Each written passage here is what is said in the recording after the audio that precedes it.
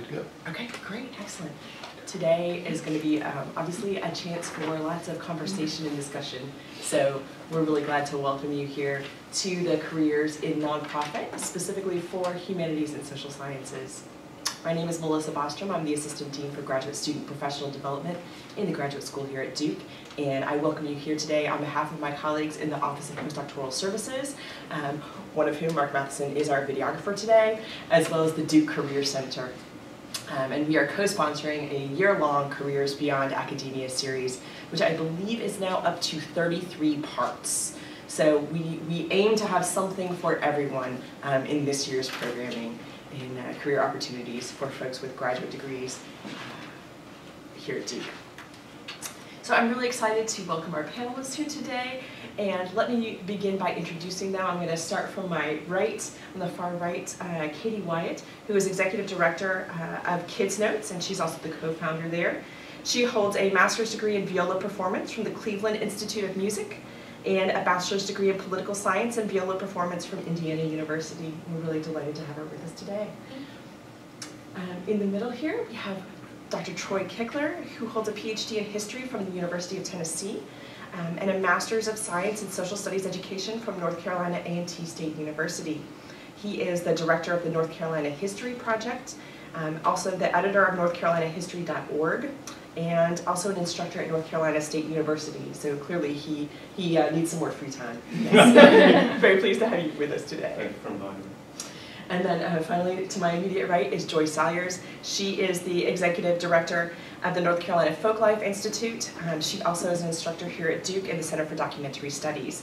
And she holds a master's degree in folklore from the University of North Carolina at Chapel Hill. We'll hold that not against her.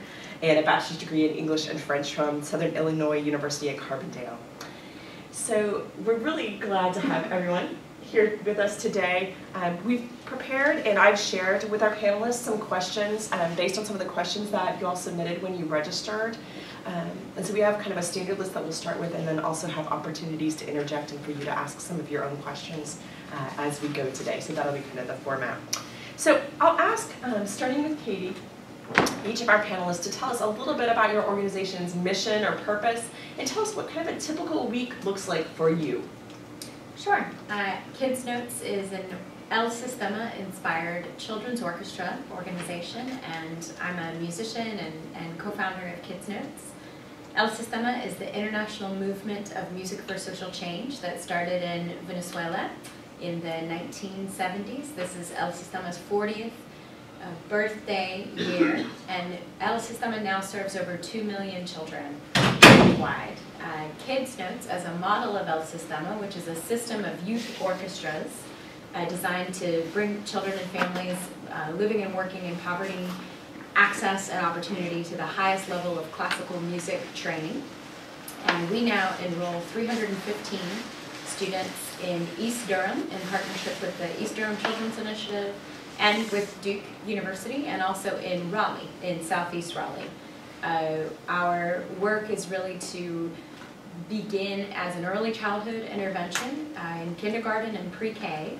We've had significant results in changing the trajectory of our students in terms of their behavioral indicators, social and academic performance, as well as the well-loved reading and math scores for third graders. You may or may not be familiar with the fact that North Carolina builds its prisons based on reading and math scores of third grade students in our state, and that is a indicator and statistic that is widely shared, that if students are not prepared for success in life and in school and in their homes and in their communities, by the third grade they're statistically bound to be in real trouble for the rest of their lives. And Kids Notes is a major intervention in developing a passion for something, a love of music, a discipline and mastery of a skill at a very young age.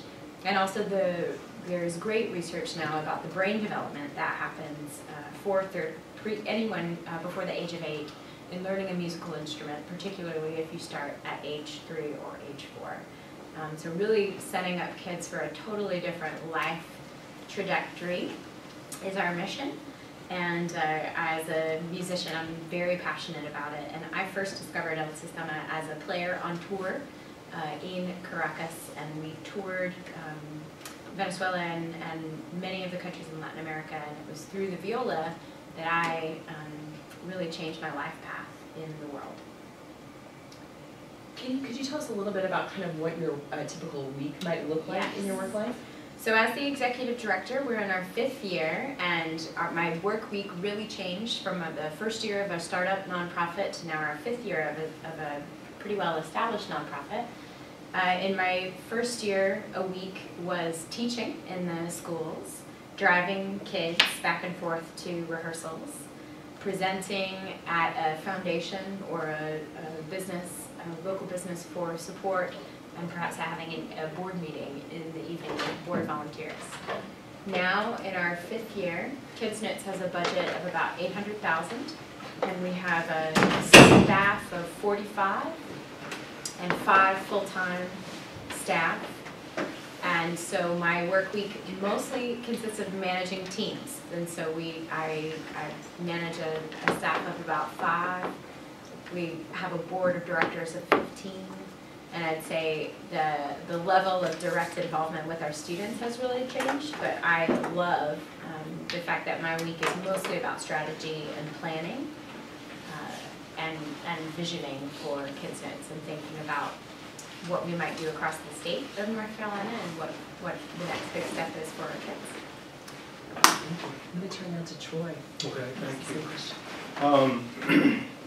I'm the founding director of the North Carolina History Project, which was started in 2005. The North Carolina History Project is housed at the John Locke Foundation, which is a free market think tank in Raleigh. And the reason it was started, well, obviously to study North Carolina history, but is to make sure certain questions of the past are asked and to make sure that certain stories are told. You may be asking yourself, what are those questions? Well, one question is, how has the private sector solved many of society's problems? That's one question. Another is that I personally believe that ideas have consequences. There's a debate among philosophers whether ideas motivate people or shape people's lives, or the circumstances they're in, do they shape people's ideas? But basically, I like to study ideas, and so I get into the ideas of some of the North Carolina founders, for instance, some of the individuals from North Carolina who signed the Declaration of Independence, who had ideas for the Constitution. They were at the Constitutional Convention. The impeachment process was an idea, well, it didn't originate with a North Carolinian, but he was the one who championed the impeachment process at the Constitutional Convention in Philadelphia in the summer of 1787. And then also the History Project was formed, so to make sure certain ideas, certain stories are told, to make sure certain questions are asked, to provide a complementary history to other histories of North Carolina. But then the reason for doing all that is because history is important. History is the memory of humankind. And you can ask yourself, what are you if you start to lose your memory? What if you don't remember the mistakes you made in the past, or you're most likely to commit those same mistakes in the future? So history is the memory of humankind, and that's why it's important that certain stories be told. People are interested in present day, current events, etc., and so forth, but something has to anchor them. And so I believe that history is important. And I will go a step further, if I may, in proving that. And I'm a historian, so I'm biased. I will admit that. But I think that history is the only thing we can truly know. The present is just a splash between the past and the future.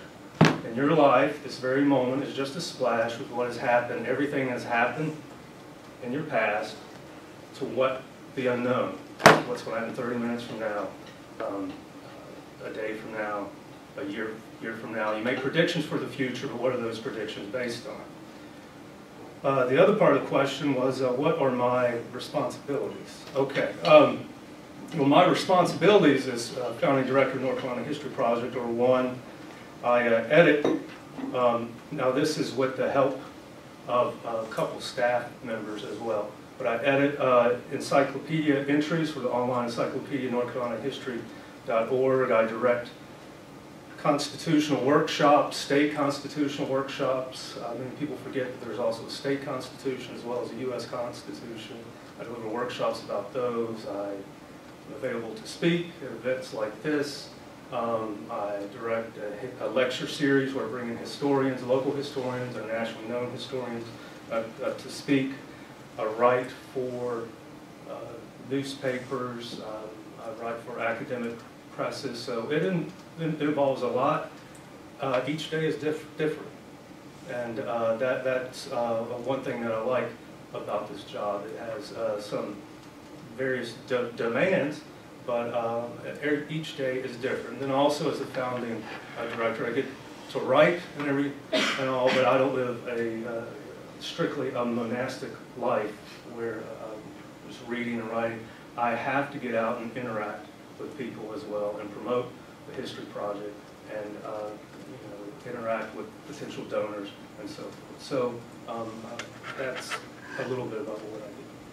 Thank you. Joy, I'll turn to you now.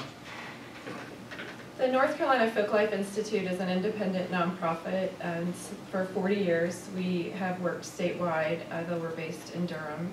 Our mission is to encourage the understanding of and the appreciation of all of North Carolina's diverse cultures on a community level. So we document and preserve and promote both the historical and the living traditions of our state, from music and craft to work traditions and foodways or farming, just all of the things that kind of make up a community's sense of who they are.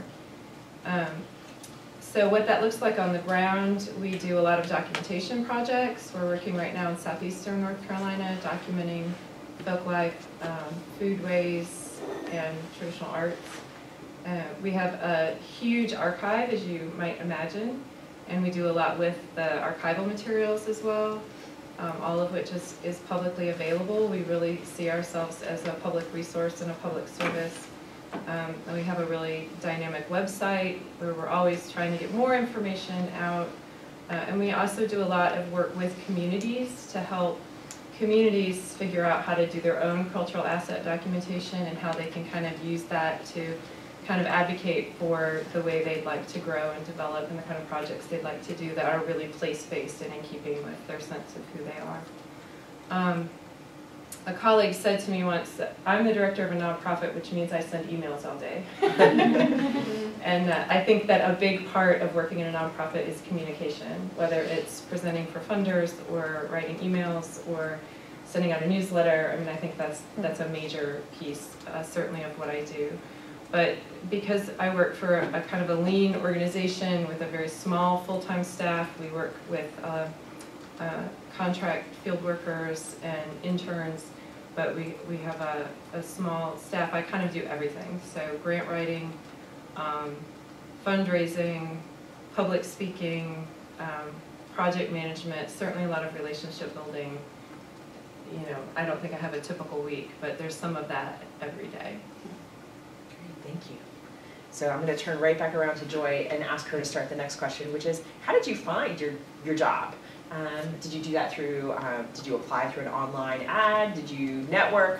How do you find that job, that first job, or the job that you're in now, whichever is relevant? And then are there any resources that you would recommend to graduate students and postdocs in our audience for looking for jobs in the nonprofit sector? I think this is going to be my answer to like what's the most important takeaway for you to remember too, is that I got my job because I was walking partners with the former president of the board. And she thought I would be really good for the position and encouraged me to apply for it. I didn't even want to apply for it. But I think I just absolutely cannot emphasize enough the importance of networking and relationships. Look for the field you're interested in, get to know people in that field, you know, think about what state agencies relate to that field, whether in my case it might be the State Arts Council, it might be environmental organization. But you know, a lot of times you're not, the perfect job for you, you're not going to find posted on a real official place as wonderful as the North Carolina Center for Nonprofits is, or some of these other resources. I belong to a listserv of executive directors that has been invaluable to me. I belong to a Facebook group where all of the members post and share, not specifically nonprofit jobs.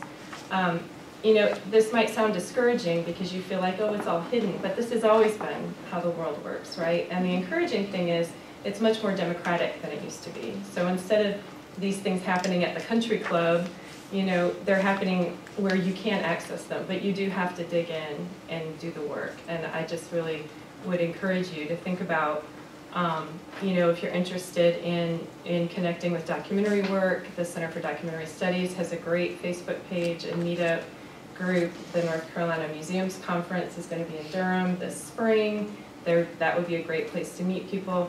Get on the email newsletters of organizations you're interested in. Right before I left to come over here, I got Farmer Food Shares newsletter, and the very top thing was that they're hiring a development and community relations director. So if you kind of think strategically about what areas you're interested in, and remember too that if you're interested in child's welfare or neuroscience, that also relates to a program like Kids Notes. So think broadly about what things relate and start connecting with those people, and that's how you're going to find the job. Yeah, this also, answer to this question is linked to my answer to number 8 as well. I too believe in the importance of networking, and networking has led to some opportunities after I've been at the North Carolina History Project.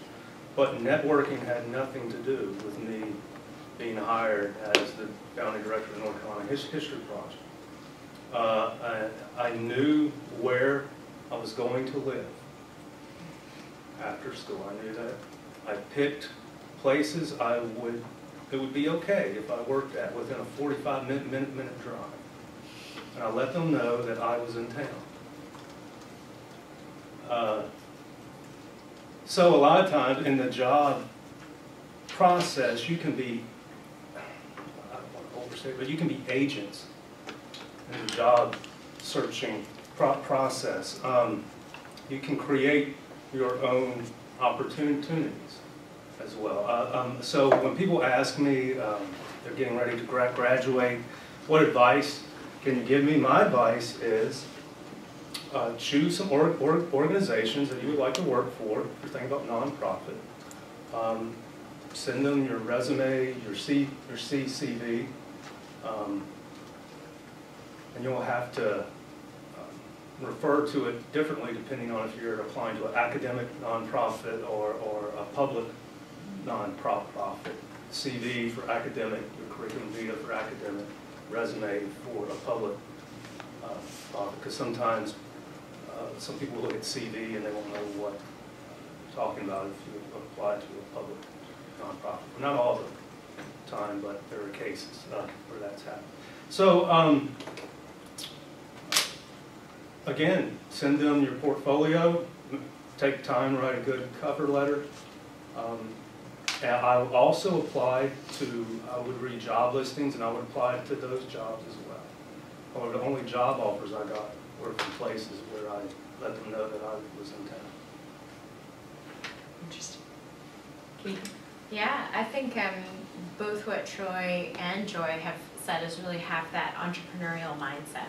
Think about who you are and what is your, and I hate to speak in jargon, but what is your personal brand? And what is it that you think, one, you're interested in, and then two, what can you bring to that thing that you're interested in? So are you a doer? Are you a thinker? Are you a team builder? Are you a great communicator? All of these people have really important roles in any workplace environment, and I think also relationships are key. That was also my takeaway. And also thinking about and I think what Troy touched on is it's not always obvious where your relationships will go. And so I think just keeping top of mind, no matter who you're speaking to or who you're working with or if you're out with your friends, be sure that they know what you're interested in doing and that they could describe to someone else on your behalf what you're interested in doing and what you're interested in being. I think being at Duke, and especially being in postdoc time and postgraduate time, it's a great time for personal leadership thinking and reading and some real self-reflection about where you want to go next.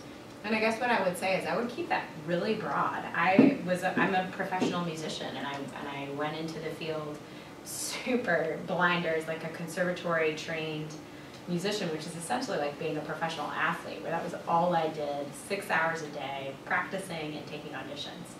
And I ended up running a nonprofit, having zero management or business experience. And now I fundraise and I run a $1.5 million nonprofit. And that, I would have never, ever guessed that that would be what I was doing 10 years after I left graduate school. But I'm still in music. I'm still in music for social change. I totally understand every aspect of everything that we do. And it all comes from that same place of mastery of a skill, love of music, the belief that music has the power to change lives. That's still all very much being a musician. And then I've developed the skills along the way. And really what brought me to this place was a board, a friend, or someone who was in an influential position. Oh, have a mentor. That is the other thing. Have a mentor. Have somebody out there who is a respected professional in the field, who not only can act on your behalf, but can help you think through your next professional steps and your next professional opportunities. And I would pick the person you admire most, or someone whose work you really admire, and seek them out and let them know that you're taking the next step in your career, you're looking for a mentor, and you know that you'll need some guidance and direction and advice. You know, and I would shoot for the stars. I mean, call Branford Marsalis and ask him if he'll be your mentor, or whatever you're interested in. Call the best and see if they would consider talking to you about your next steps. Great, thank you. So for question 3, I'm going to start with Troy this time. So I'm giving you fair warning here. Okay, so tell us a little bit about the interview process for your current position.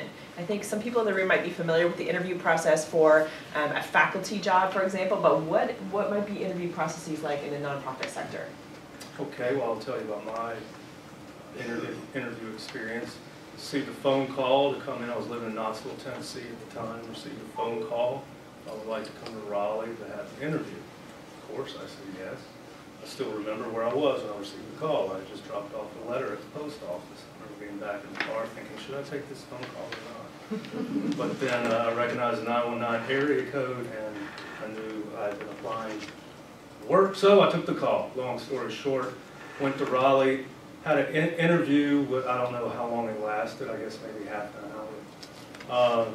There were 3 people in the room that were asking me questions like, why would you apply to the John Locke Foundation? That's a typical question an employer would ask anyone, no matter the organization. They were asking that question.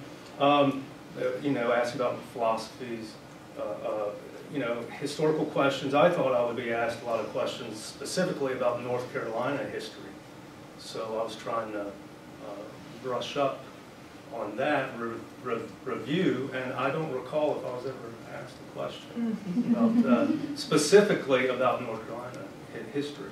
And then also I had to provide a writing sample that was reviewed, and this is common concern with academics a common concern about academics who are working in for a nonprofit, a public nonprofit, is can they be understood by the public? Do they still write like they're talking to their peers? And so that was a question that was being asked, so I had to provide a writing sample. And that was a chapter for my dissertation, because that's what I was working on at the time.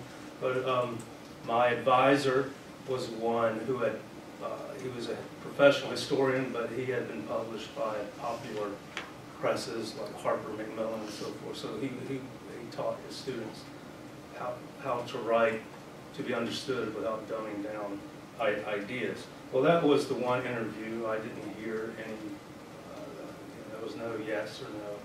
But I was asked if I would like to go to lunch, which it was lunchtime, but in my mind, I don't know, in my mind, I'm thinking this is the second interview.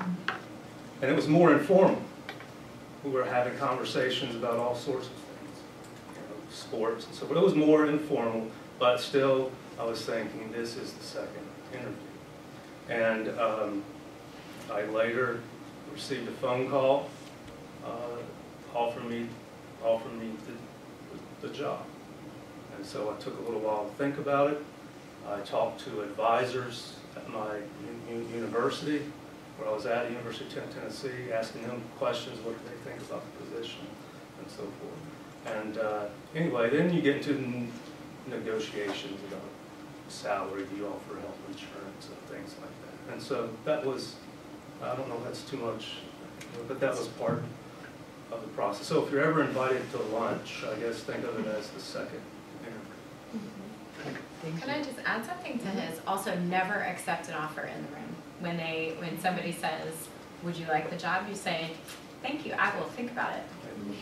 Yeah. No, not even you look desperate, but even if you're going to take that exact offer, just sleep on it. Like, just sleep. Think about, is it really the right amount of money? Is it the right, or do you want to talk about vacation days or health insurance or being able to work from home or having an external office or being able to work remotely? You want to have all those conversations when you're in the position of power before having accepted the job. Because if they are offering it to you, that means they've let other people know that they are not going to take them, and you hold that moment. Because if they're offering it to you, they really want you to work there. It's a great addition. I even do that with my employees when we're talking about at our performance evaluations and annual review. I try to hire, to be honest, I try to hire really great young women at Kids Notes, and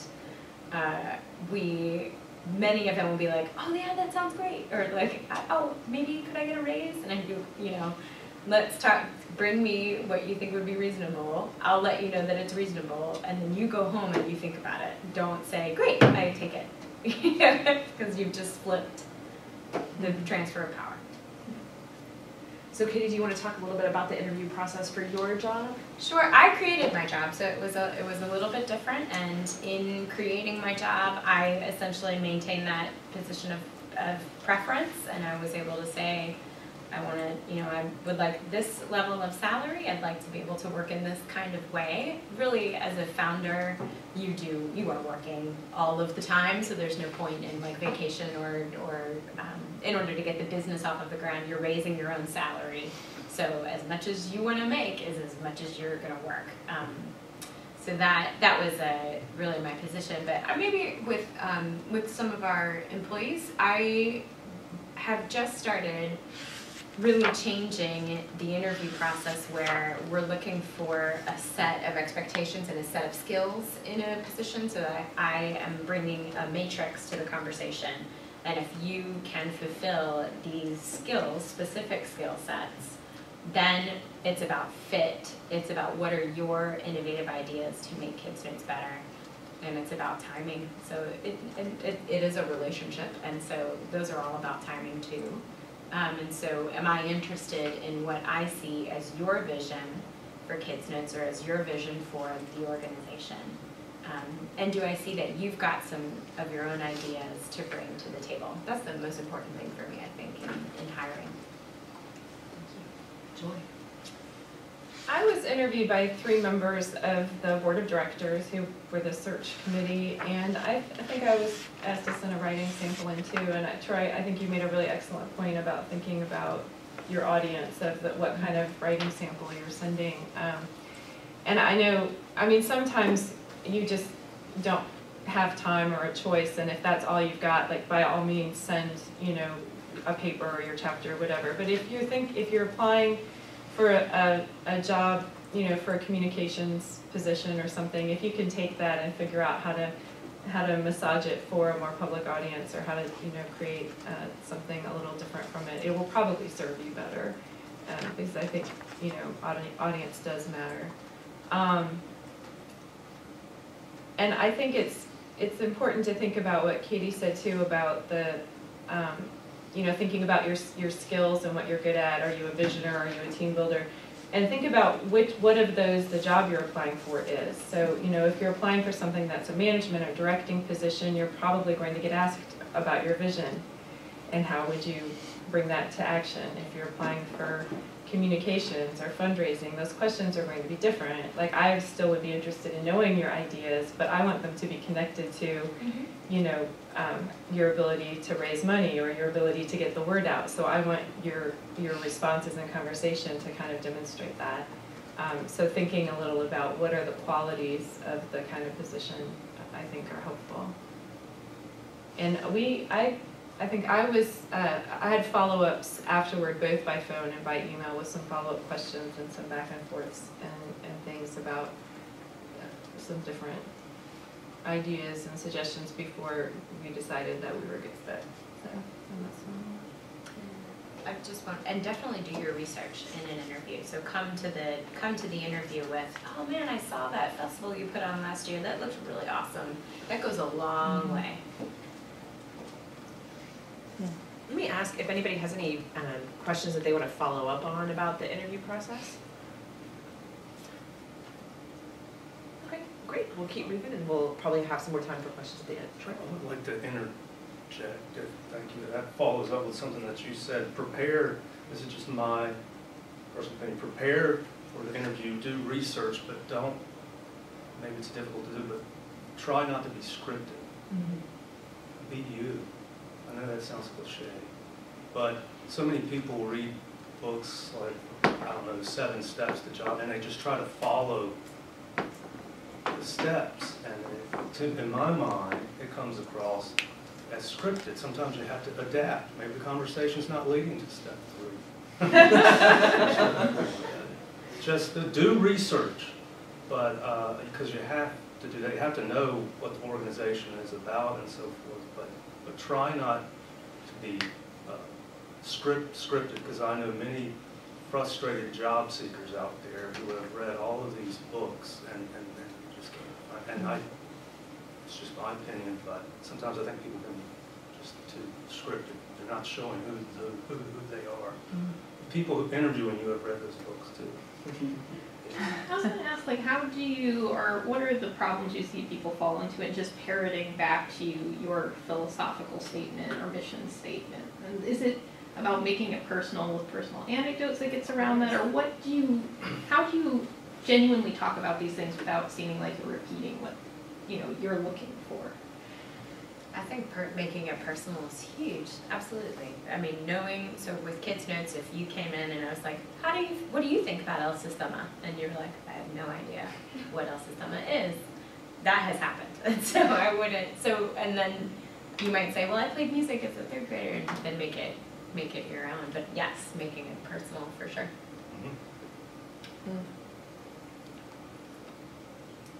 I think too, the only thing I would say to that is, you know, there are times when you don't maybe have exact experience, right? And you're kind of massaging what you've done to try to make it fit. So you're pitching, you know, this summer that you interned for the, you know, Visitors Bureau as a marketing, you know, right? And that's fine.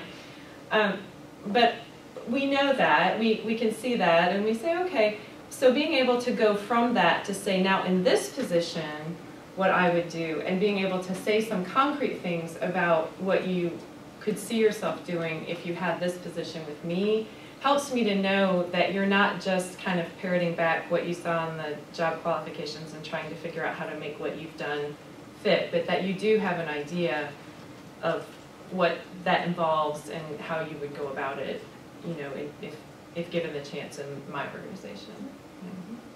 And another advice, don't scripted, and sometimes I think people try to impress too much. I don't know if that makes. So you have to be impressive, but I mean, how great I am, and maybe that different personalities react differently to that type of presentation. I don't know, but that goes back to my point of do research and just try, just be you, because I personally believe that one has a greater chance of impressing somebody. That's right. That's just my view. I don't have a degree. So for the next question, I'm going to ask Troy to start because I think it's probably most Okay. relevant to him, and that is, did you use any services or resources to help you make the transition from graduate school to the nonprofit sector or into the professional world? And are there any resources or services that you would recommend, or things that you wish you would have done differently that you would recommend to our audience here today? I've thought about this question, and it may be linked to some comments that were before. I've already told you about my job searching experience, and I had a job lined up before I actually graduated from UT. It was like 2 weeks before, so I didn't have some of the same worries that maybe some others might have. So as far as recommending resources, to give you an honest answer, I couldn't credibly do that. However, a resource that I did have is something that you mentioned, a mentor.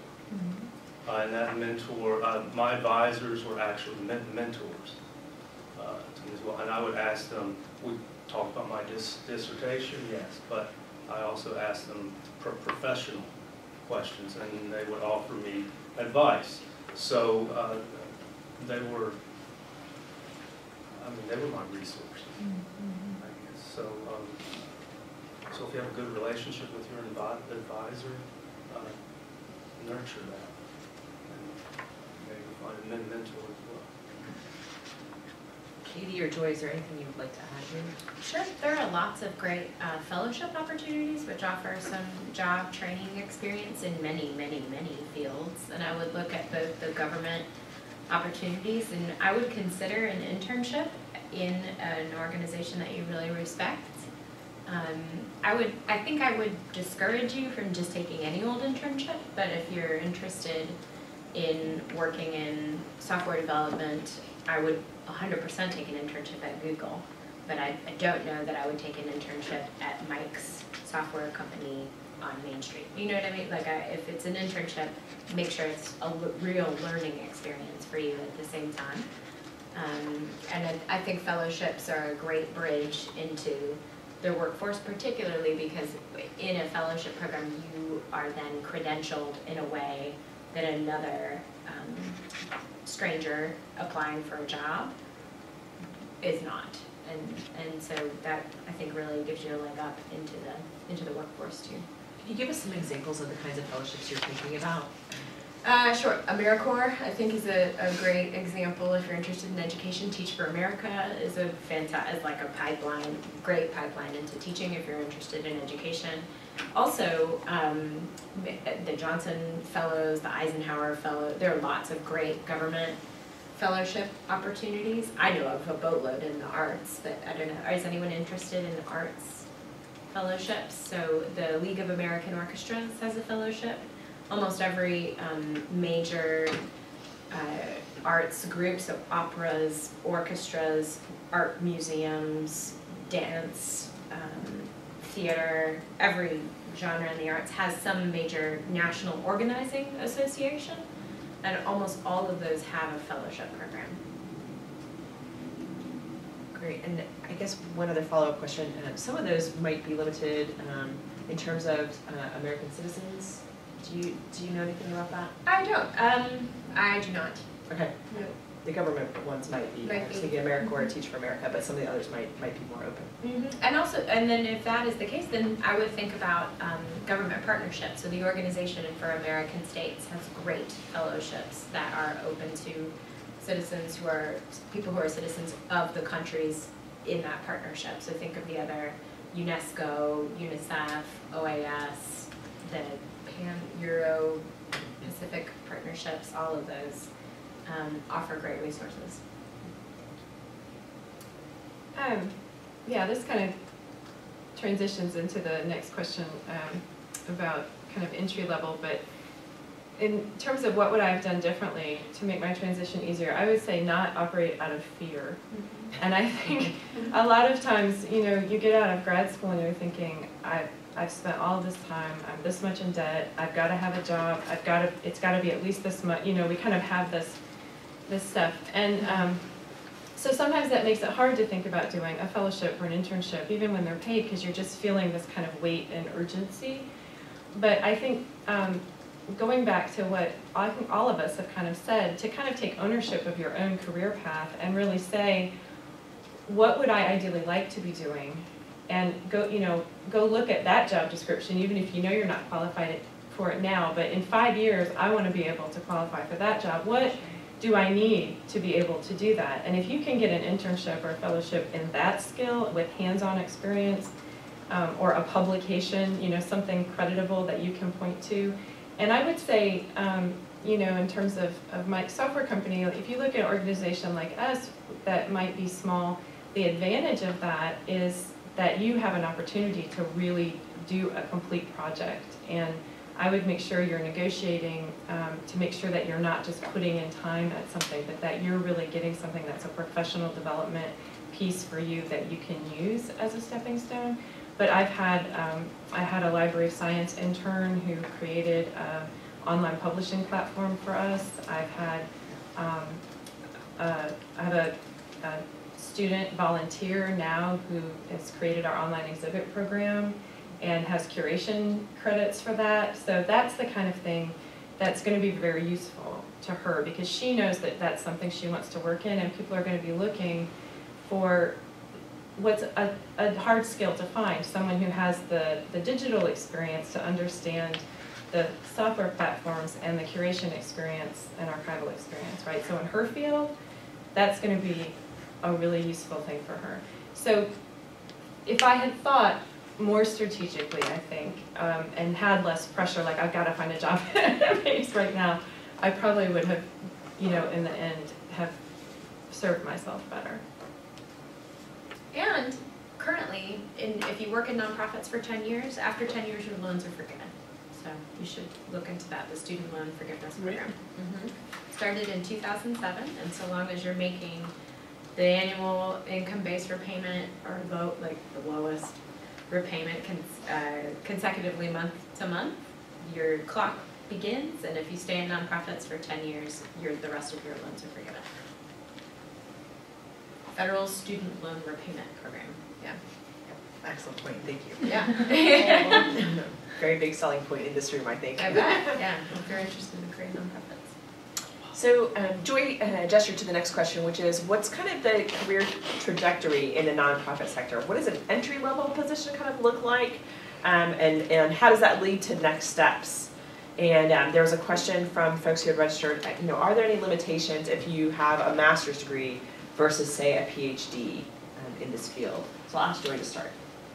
I had some volunteers over working today, all of whom had master's degree, and I read that out loud. Is there any limitations on how high one can go? And they said there are no limitations on the depths to which you might plummet. Then we all laughed. You know, I think the advantage in the nonprofit world is they're often closely knit organizations, and they reward good work, and they value on-the-job experience. So there's, in many, and it always depends too, if you're looking at something that's a really big bureaucratic kind of nonprofit, like a national, you know, the conservation fund, or something that's, you know, large, this is going to be different than if you're working for a different kind of organization. But, you know, I think it's more recognized that you may have picked up skills that weren't your original degree, and that's not necessarily going to hurt you. I don't think in a lot, unless they're academic nonprofits, I think there's probably a pretty serious reduction of return on investment from master's degree to PhD. I think probably most, there are probably more directors with master's degrees than doctorates, I would guess.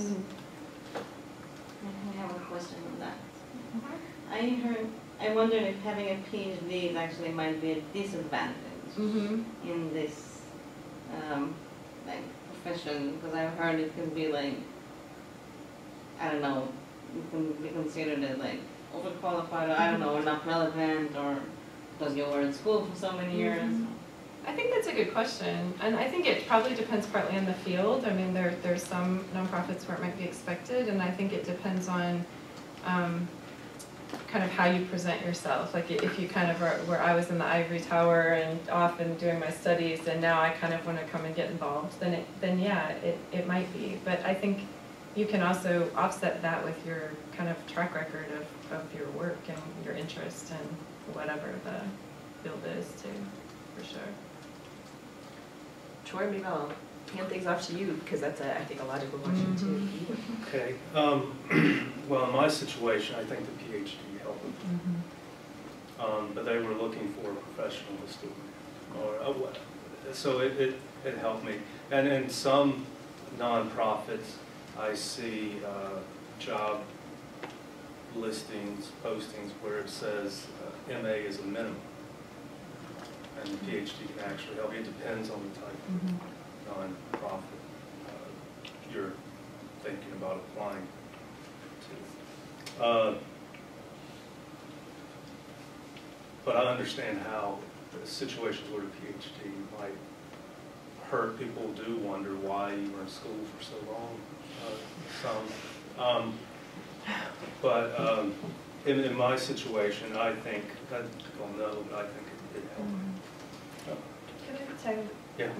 I think it also matters if it's a field where a kind of a terminal MA and a PhD tend to lead toward different things. So like a law degree, for example, where people might think if you're getting a doctorate in law, you're more interested in being a professor and teaching law as opposed to practicing, right? And there are some fields like that where kind of, you know, it's perceived as a doctorate is kind of a different interest.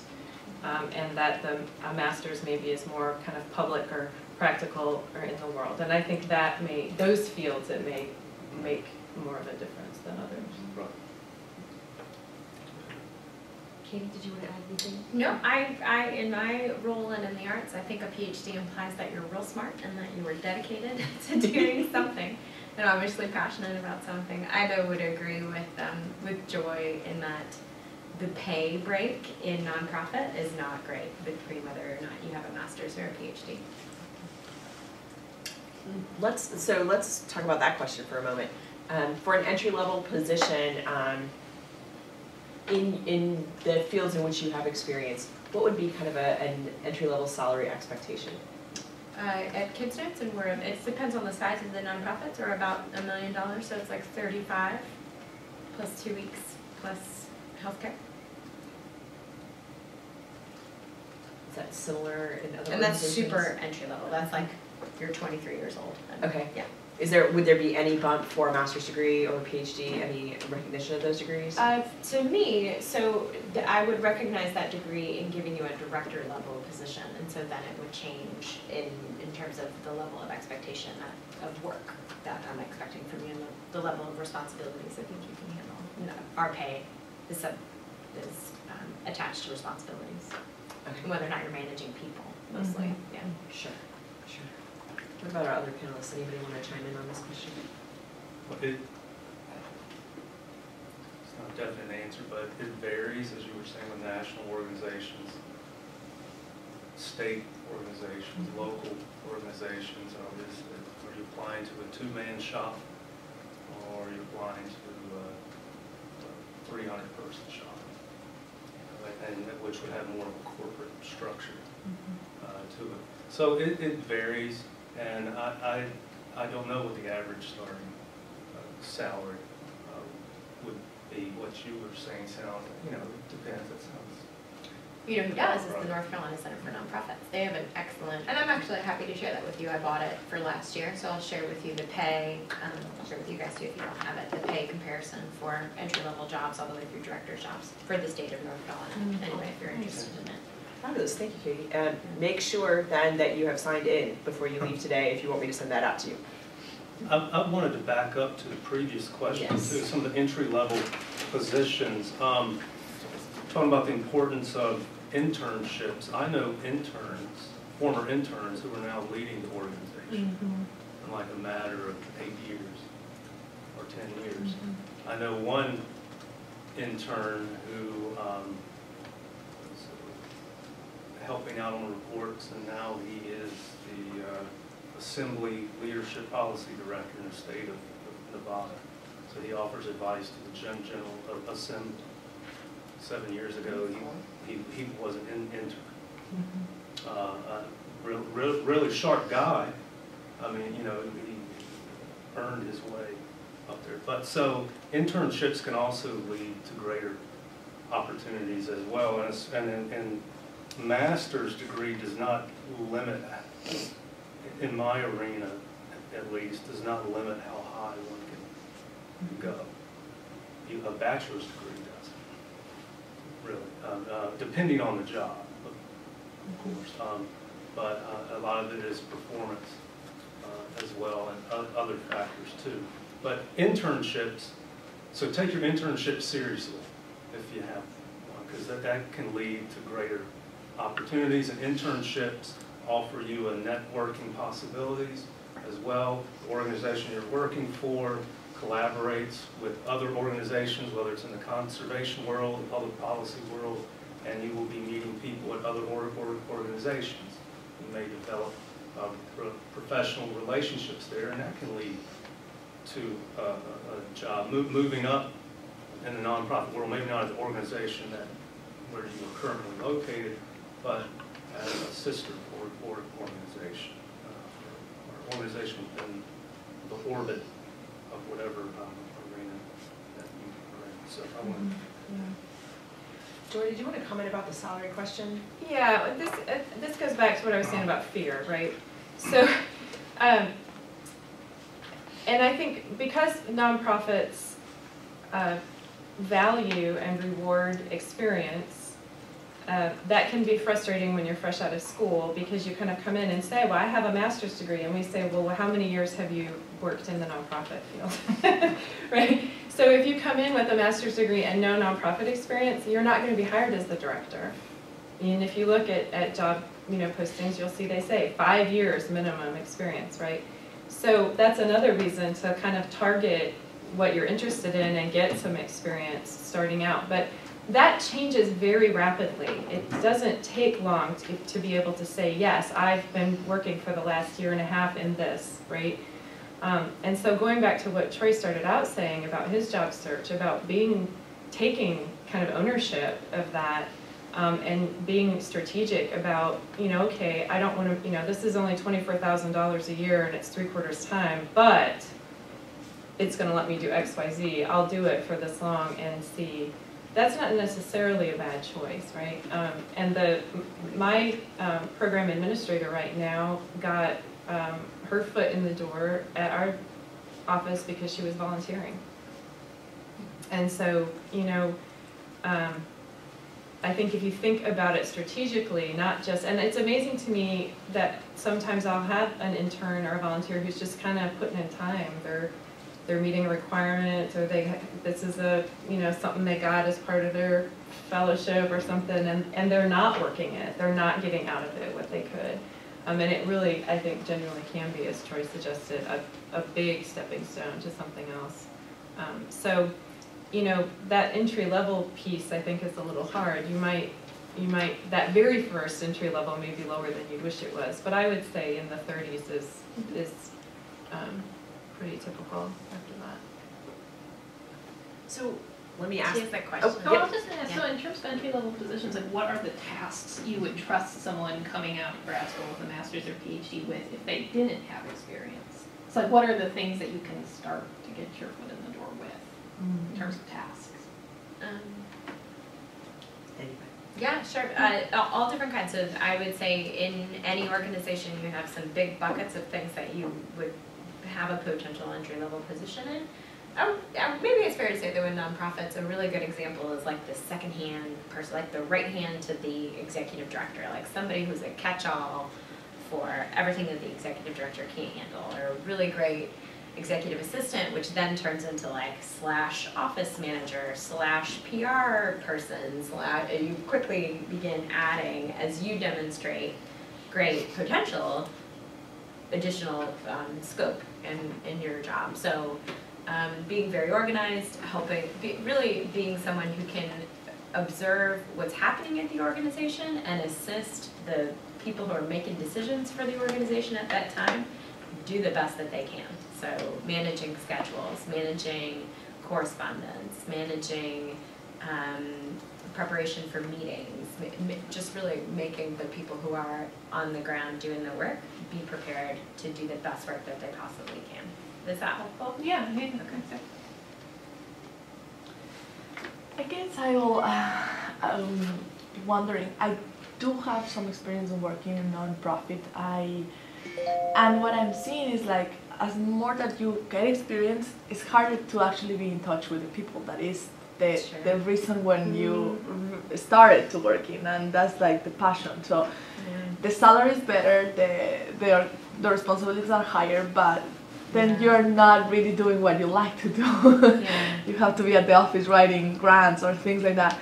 So how you find this like job that in one hand maybe you have the profit and also the experience, but you be doing, you be in touch with the people, you've been really making like the work, not just the managing part. That honestly I don't enjoy it that much. I relate to that heavily. I mean, as a player and as a teacher, I don't ever get to see the kids anymore, but I treasure the moments when I am with them. And at every staff meeting, we start the staff meeting with positive stories about the kids from that week. And so I try to make throughout my day every conversation about our impact and about the kids. And I think if you can do your own work and maybe even approach your own life that way, and thinking of that in your intention and trying to apply that to writing an email or to filling out a grant report or to being on the phone with a donor who's upset about something or really happy about something, that the stories that you're telling and the impact that you're hoping to communicate and hoping to make is always about your mission and why you got into the job in the first place. And I still play. So I play with the Fayetteville Symphony, and I make recordings, and I have a string quartet that I play with on the side, and your vocation then becomes your avocation, which is really nice. Anybody else want to weigh in? I think that's a hard one, and I think it's absolutely a valid point.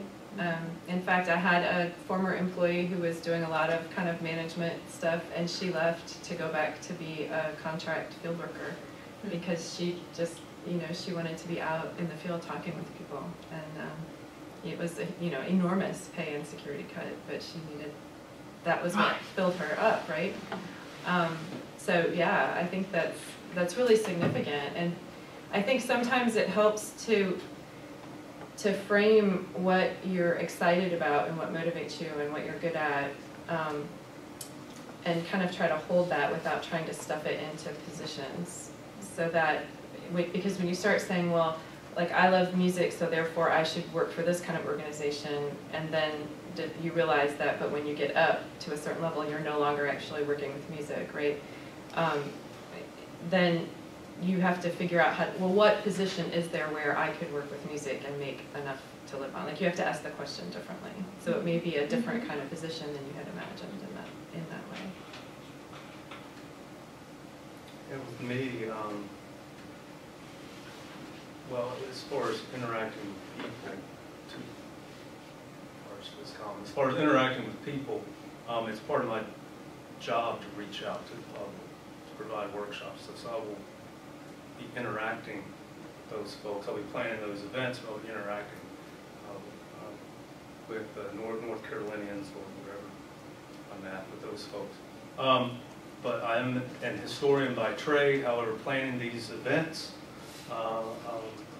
promoting the North Carolina History Project,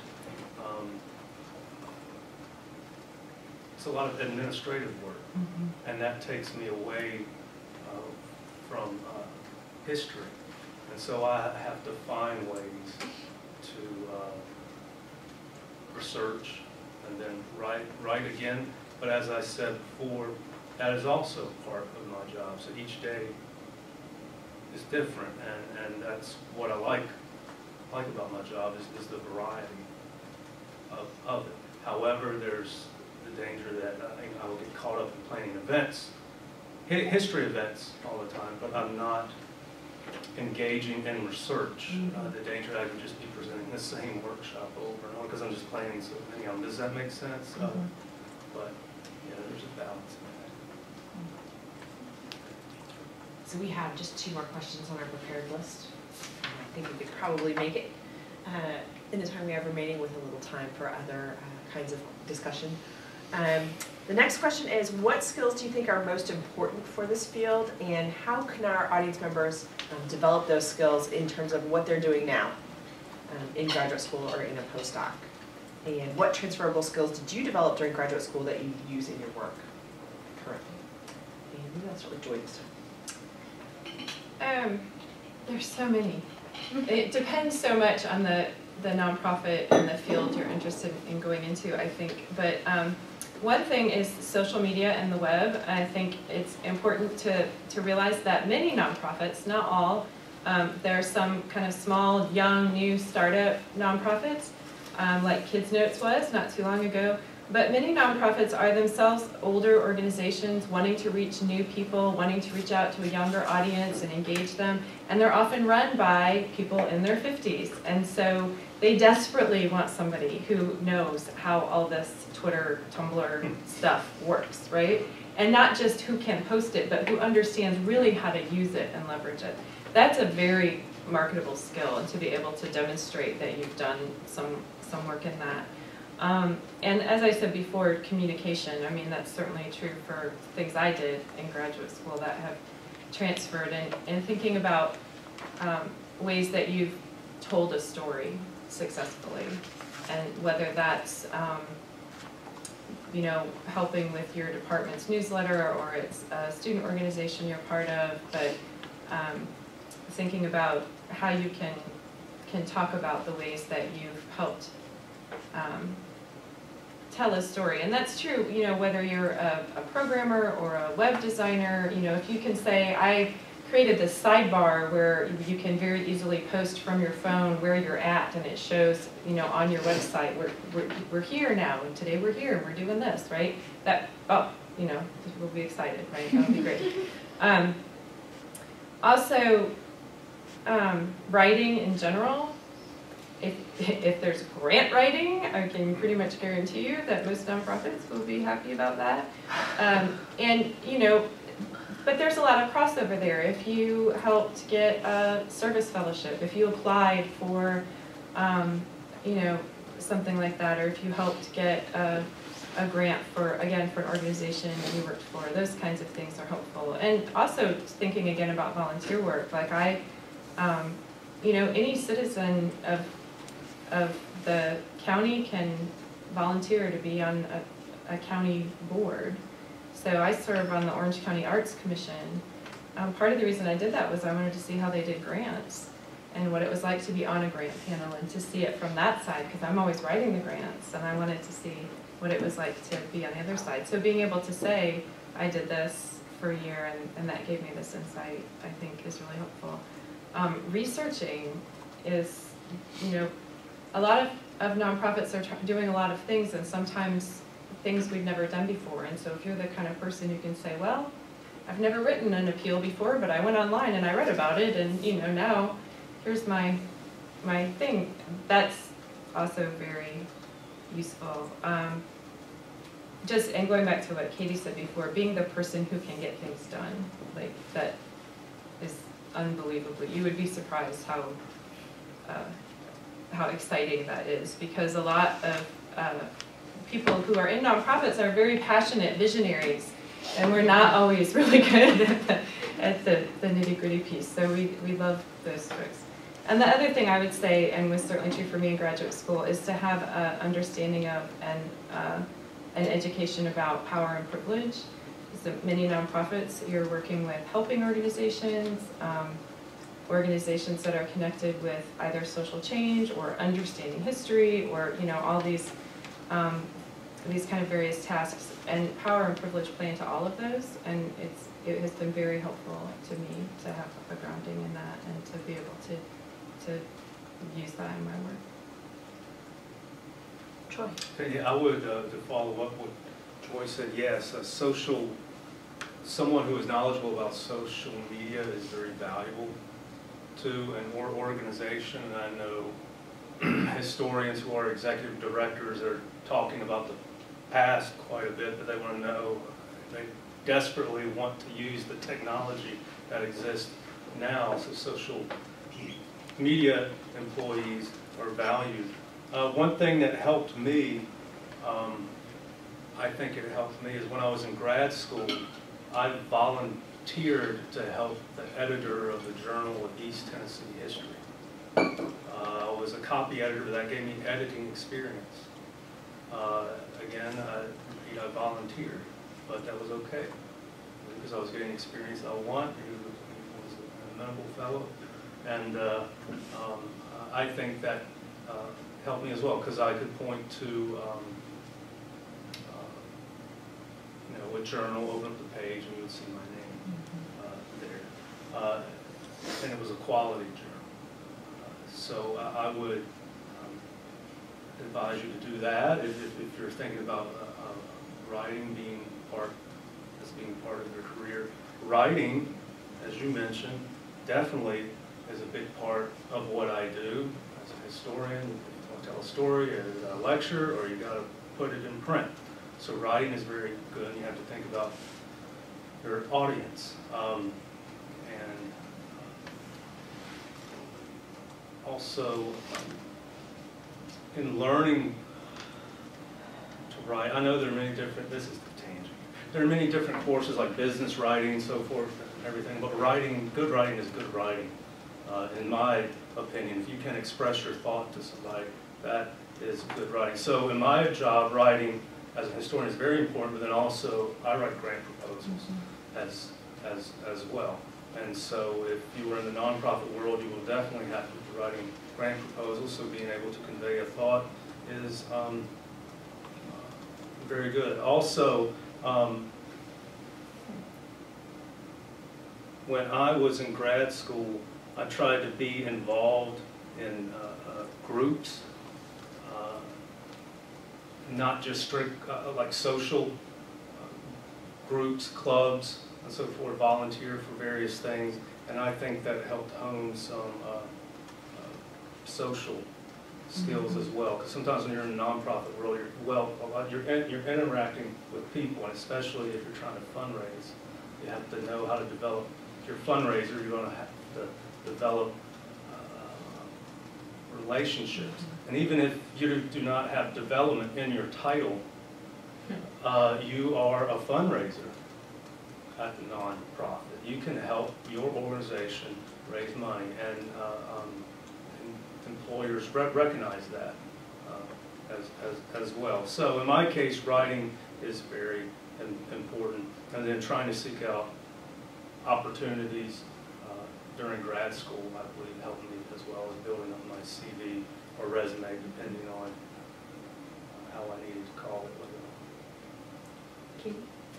Mine's kind of touchy-feely. I would just say only do what you're passionate about. If you are passionate about it, you'll be a better fundraiser, a better communicator, a better employee, all of those things. So figure out what you really want to do and do that.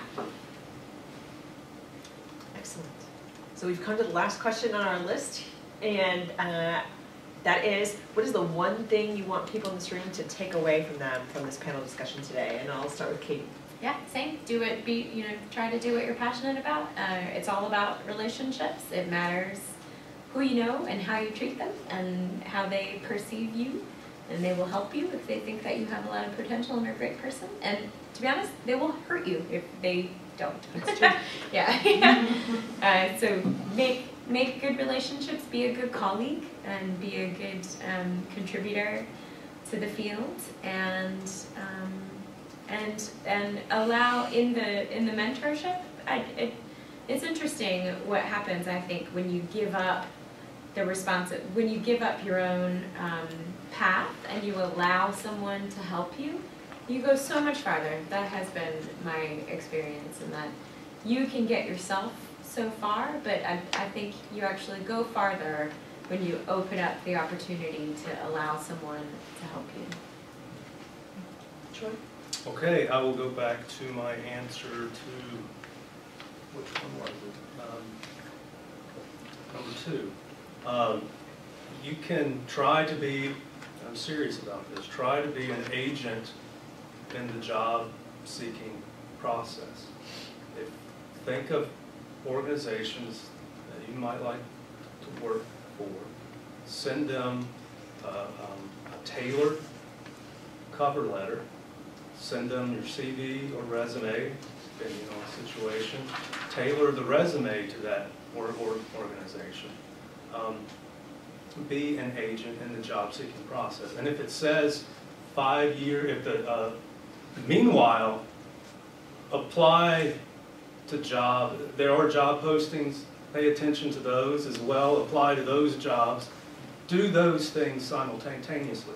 If the announcement, if the job posting says that it requires at least 5 years experience, 10 years experience, now there are some jobs that it's just unimaginable that someone fresh out of college could get like executive director of a 400-person non-profit. But what I'm saying is, if it says 5 years experience, be selective, be judicious, but if it says 5 years experience, apply anyway. Don't let that stop. All they'll think you are is ambitious. And what's wrong with That's that? right. Yeah. That's right. Yeah. That's right, depending on the job. Yeah, and also, I didn't Ignore even it. think about this earlier, but a lot of times there are other jobs that are coming up that Mhm. might become available, that once they know about who you are, and they'll be like, this job is not for you, however, we haven't even posted this other job yet, but That's exactly. yeah, yeah. That's right. Yeah. You're letting them know you are in the area. Yeah. Yeah, I agree with all of that, and I think as I said before, relationships and networking, and then kind of this combination of taking charge of your own path, and also being willing to not know where your path is going to go, which is it seems like a paradox, but saying this is what I'm passionate about and this is what I'm good at, and staying open to where that might lead you, because as Katie mentioned earlier, she would never have said, I'm going to become the executive director of a nonprofit, right? But she's still doing the things that she's passionate about and she's good at. And so kind of holding those two in balance. And just to kind of testify about the importance of relationships, I work in what most people would consider kind of an arts and humanities field of nonprofits, and I was at a theological conference in January in Georgia for purely personal reasons, and ran into the director of the Thriving Rural Communities program here at Duke Divinity School, and we met for lunch. It turns out there's a lot of overlap because we work with a lot of rural communities too. And we met for lunch with him and one of the evaluators of his program, who it just turns out is a huge, she would be on my mentor list, person who has worked in power and privilege and community building for a long time. Like, I carry her handbook around with me. And I got a phone call on my way there from one of my funders, somebody who works at one of my funding organizations, and I said, I can't talk right now, I'm on my way to this lunch. And she said, well, tell him I said, hey, because I'm helping him with that program. And when I got there, the woman asked me, how did I know about her handbook? And I talked to her about one of my very best friends in the whole world, and it turns out they go way back. So that's like how the nonprofit world is. And so it really is true that, you don't know where those connections are going to come back around, and that can be really good for you, or it can like hurt you for the rest of your career. So, having integrity around relationships, not promising more than you can deliver. It doesn't mean be best friends with everybody, but have integrity around what you can and can't do, and and be open to where those relationships may take you. And you would be surprised. Thank you to all of our panelists today for your willingness to share your perspective, your expertise, your really valuable advice with us here today. We're wrapping up just a few minutes before I told our panelists that we would, because I want to allow a little bit of time in case folks want to come and talk a little bit more one-on-one. So we thank all of you for joining us here today. Please join me in thanking our panel.